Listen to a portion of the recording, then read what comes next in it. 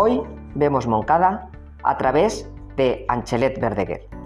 Anchelet nació en Moncada en 1933 y desde bien pequeño la coral ha formado parte de su vida.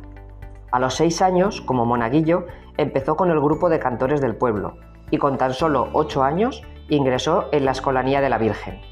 Ya en su juventud, siendo profesor de música en el Patronato San Jaime Apóstol, el párroco Jesús Pla le propuso la creación de un coro parroquial. A su vez, también participó en la creación de la coral de la sección femenina de Moncada, motivo que dio pie a la creación de una coral mixta, naciendo así la Coral de Moncada del Patronato de Educación y Cultura, y que dirigió Anchelet hasta 1993. Desde entonces ha formado escolanías en diferentes colegios y ha dirigido corales por toda España. Una vida dedicada a Moncada que hoy vamos a conocer.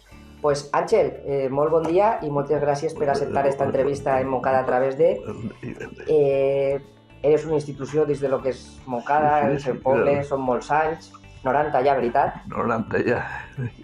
Pues ens agradaria saber, en estos 90 anys, tu què recordes de Moncada i com és que començaves a cantar?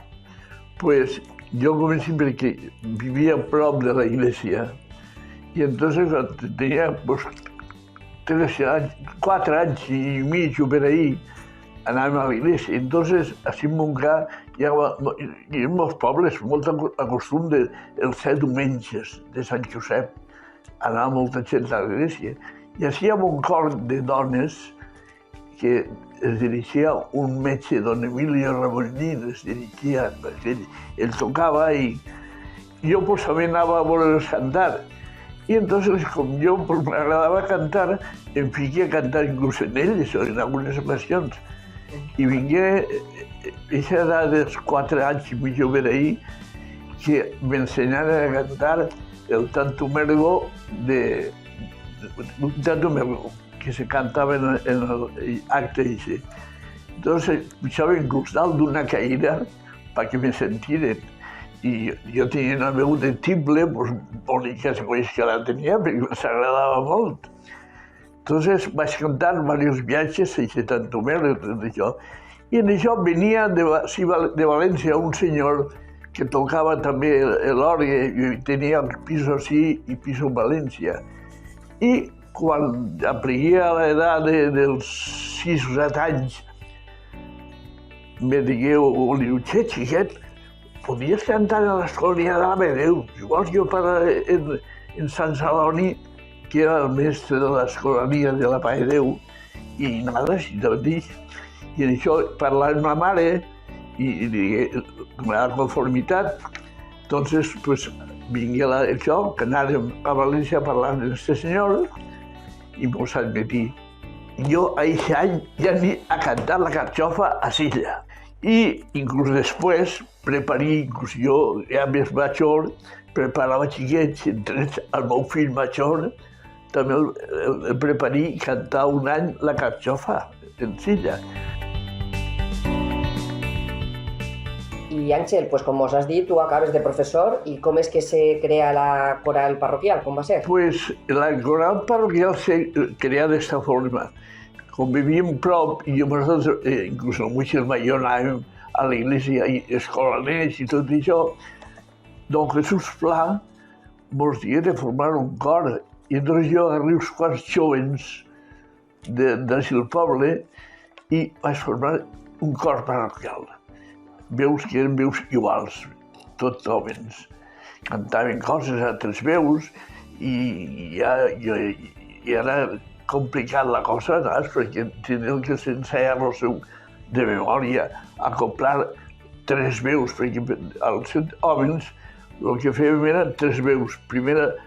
Tenors primers, tenors segons i baixos. Entonces, per això costava. Però ho realitzàrem i ho vam fer de categoria.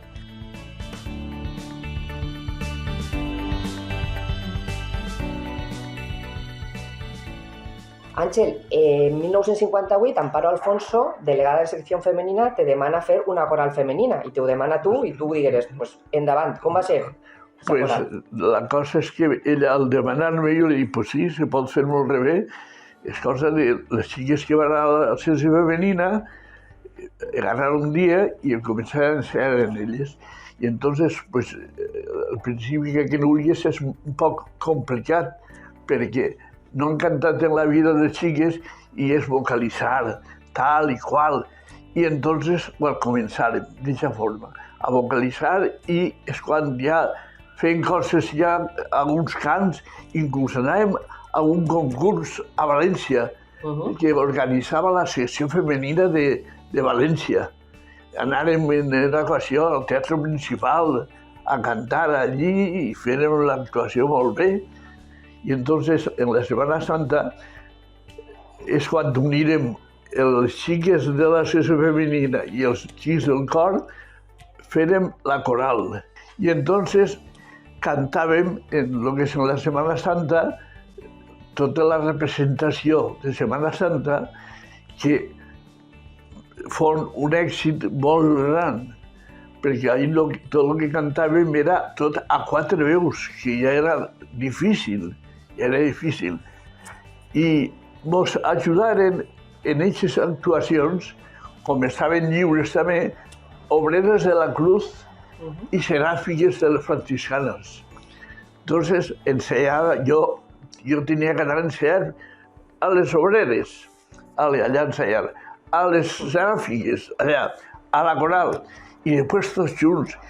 I un dia, en la crucifixió de la Setmana Santa, en aquest moment cantàvem 2 cants a 4 veus, però allí ne seríem, de la coral, ne seríem quasi 100, entre els 3 grups, tots dirigits per mi, i cantàvem 2 cants, uno del maestro Palau, que era las 7 palabras, i l'altre, el Resurrexit meu.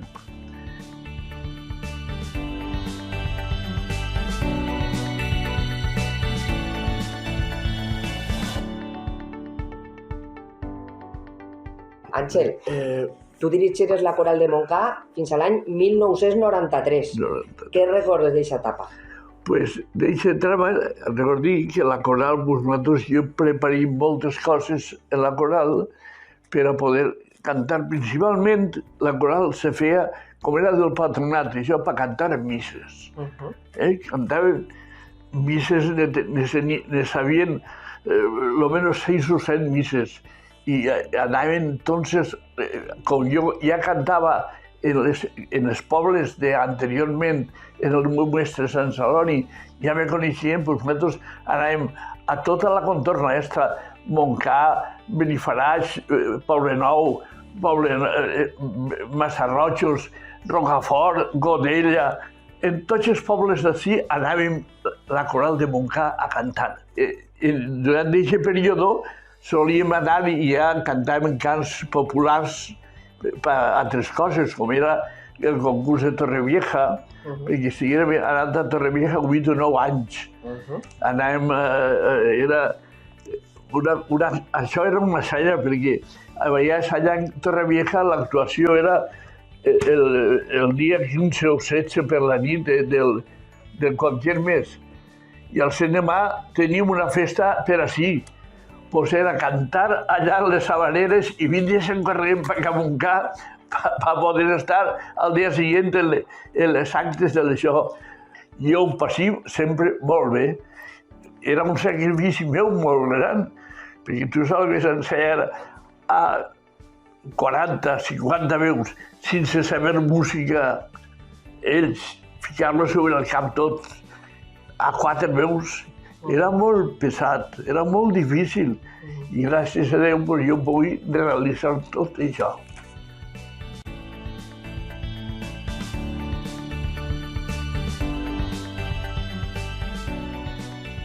Àngel, la teua dedicació a la música continua a dia d'avui en l'Orfeón Parroquial Sant Pío X de Massarrojos. Què és el que te motiva a continuar treballant en el món de la música? Pues sí. Jo comencé en l'Orfeón de Massarrojos. A mi, un any, jo pues, tindria 14 anys i mig per ahir, a cantar a una reserva en Massarrojos de 40 hores, la qual allí cantaven, venien, diguem, gent professional de València. i a mi me coneixien, jo ania en ells a cantar a Massarrotxo i a reserva. I hi havia una senyora també que sabia música i duia un grup de xiquets i tot això. I cantàrem i aquella senyora me va sentir allí i diversos viatges que me diu, el primer li ho diu al retorn, que entonces estava don José Esteve. Diu, este xicot podia formar un cor així en Massarrotxos. Jo pues tindria això 14 anys i me ho diuen, jo dic, pues sí. I al començar a formar el cor de xics allí primer a aquesta edat, als 14 anys i mig o per allí. Pues Àngel, la veritat és que una vida apassionant vinculada al món de la música i de Montcà. I per acabar l'entrevista ens agradaria que ens contares o ens definires Montcà en 3 paraules. Bueno, pues jo, la veritat, Montcà ho aprecia molt el poble, moltíssim, perquè a més de lo que és, jo he treballat en la música, anar formant junt a lo que és els cors i tot això, en algunes persones, l'ambient per poder que jo, la meva família, poguera anar avant. I és quan formí i fui a estudiar para la gestoría. Y entonces yo cantava i els meus fills s'iniciava en tot l'ambient de la gestoria i és un poble que m'ha agradat molt sempre perquè mos animaven, mos apreciaven molt i aquesta és l'hora que els meus fills estan treballant allí en tot l'ambient que duíem des d'entonces i estan en un èxit gran. Àngel, moltíssimes gràcies. Gràcies al poble de Montcà. Moltíssimes gràcies per aquesta memòria viva de Montcà, del món de la música i de la teua trajectòria. Encantat i moltíssimes gràcies. A manar, el que siga. Gràcies.